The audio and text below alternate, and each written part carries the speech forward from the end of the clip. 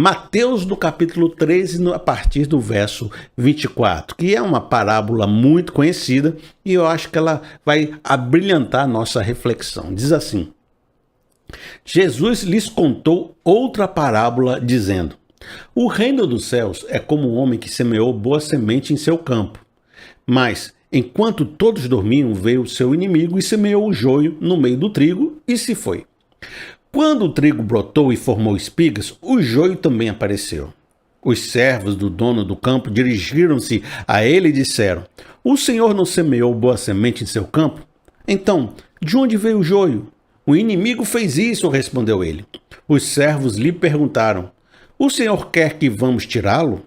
Ele respondeu: não, porque ao tirar o joio, vocês poderão arrancar com ele o trigo. Deixem que cresçam juntos até a colheita.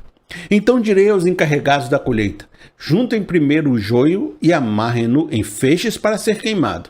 Depois, juntem o trigo e guardem em meu celeiro. De alguma forma, a gente acredita que o mundo é separado em caixinhas tudo bem definidas, com rótulos. Fulano é isso, ciclano é do bem, fulano é do mal, essa situação é do bem, essa situação é do mal, e aí você vai botando um rótulo, né? Bota o rótulo aqui, aí a minha vida está super esclarecida, porque eu sei onde estão as pessoas do mal, eu sei onde estão as pessoas do bem, onde estão os caminhos certos, onde estão os caminhos errados. A vida é esse mapa aberto, com tudo bem organizado. Joio é joio, trigo, aqui é joio, vou arrancar, vou botar lá. Mas acontece que as pessoas são mais complexas, ambíguas e misturadas do que nós conseguimos perceber e classificá-las e rotulá-las. O mundo, ele possui a virtude do bem e a virtude do mal misturada nele, tão grandemente misturada, que você tem dificuldade de julgar o que é trigo e o que é joio. Você pode olhar e dizer assim: rapaz, isso aí é trigo, e descobrir no futuro que era joio.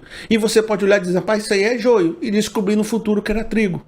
Nós somos seres fragmentados, misturados. Ninguém é purinho e ninguém está totalmente certo. Profetizamos em parte e conhecemos em parte. E a nossa tentativa de ser um justo juiz aqui nessa terra, de sentar na cadeira de Moisés e exercer o julgamento, sempre se mostrou injusta, principalmente diante de uma revelação bíblica.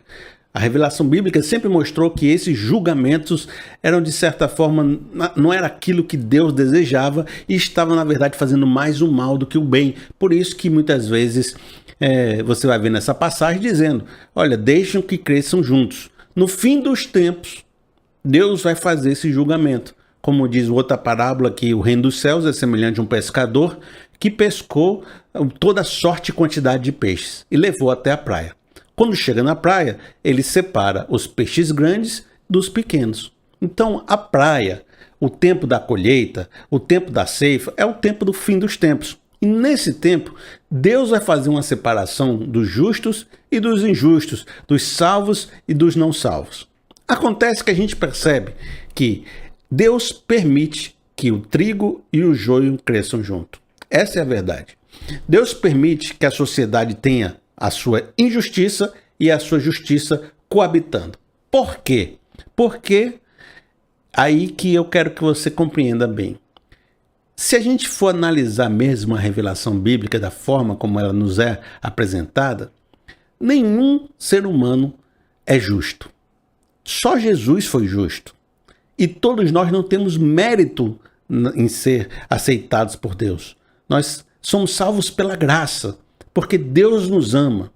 Então, nós não somos muito diferentes de uma pessoa mal, de uma pessoa boa, porque todos nós somos esse ser potencialmente misturado que tem o trigo e o joio dentro de nós. Todos nós temos uma potencialidade do bem e uma potencialidade do mal.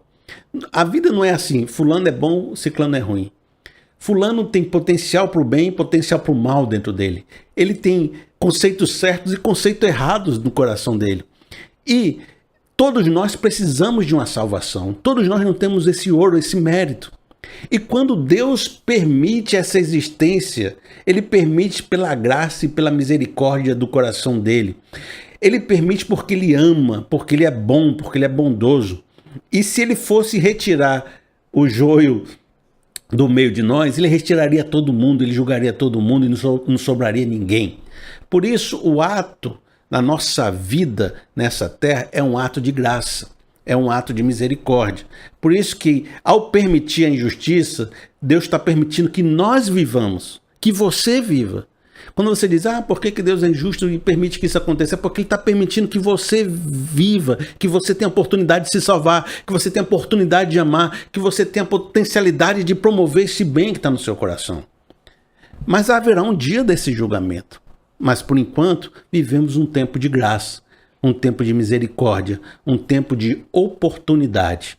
E parece que, para vivermos nessa vida, precisamos entender que existe joio e existe trigo nessa sociedade que vivemos, nesse mundo que vivemos, nessa comunidade, no nosso coração. E o grande experiência cristã não é sanitizar o mundo, dizer você para lá, eu para cá, sectarizar, sectário, né? A partir dessa porta da igreja são os bons, a partir dessa porta da igreja são os ruins. Não é fazer essa separação, porque Jesus falou, não faça essa separação, porque você vai errar. Nosso papel é aprender a viver nesse mundo caótico, aprender a navegar nessa miscelânea de sentimentos, aprender a frutificar no meio de um mundo confuso e cheio de joio no meio de trigo. Aprender a ter sabedoria e visão espiritual para fazer a obra de Deus, apesar de uma terra estéril em volta de nós. É caminhar sendo sal e luz desse mundo, mas sabendo que o mundo é escuridão e o mundo é insosso. É aprender a viver na complexidade da vida.